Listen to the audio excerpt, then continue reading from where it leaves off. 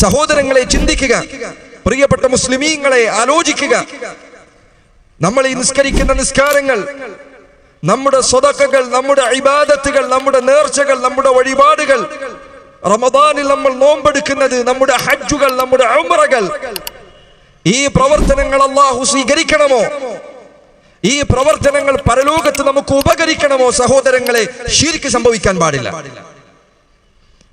അതുകൊണ്ടാണ് വിശുദ്ധ ഖുർആനിൽ അല്ലാഹു പറഞ്ഞത്, വലഖദ് ഊഹിയ ഇലൈക വഇല الذين من قبلك لئن أشركت ليحبطن عملك ولتكونن من الخاسرين. വലഖദ് ഊഹിയ ഇലൈക, അല്ലാഹുവിന്റെ റസൂലേ, അങ്ങേക്ക് നാം വഹി നൽകിയിരിക്കുന്നു, അങ്ങേക്ക് നാം അറിയിച്ചു തന്നിരിക്കുന്നു.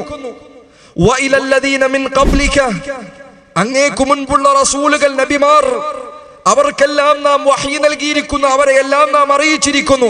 ലഇൻ അശ്റക്ത, നിങ്ങൾ ശിർക്ക് ചെയ്താൽ, നിങ്ങൾ അല്ലാഹുവിൽ പങ്കുചേർത്താൽ, അല്ലാഹു അല്ലാത്തവരോട് പ്രാർത്ഥിച്ചാൽ, ഇബാദത്തുകൾ അല്ലാഹു അല്ലാത്തവർക്ക് നൽകിയാൽ, ലയഹ്ബതന്ന അമലുക, നിന്റെ പ്രവർത്തനങ്ങളെല്ലാം നിഷ്ഫലമായി പോകുന്നതാണ്.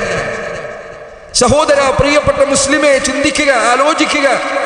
എത്ര ഗൗരവപ്പെട്ട കാര്യമാണ് ഞാൻ ഈ പറയുന്നത്.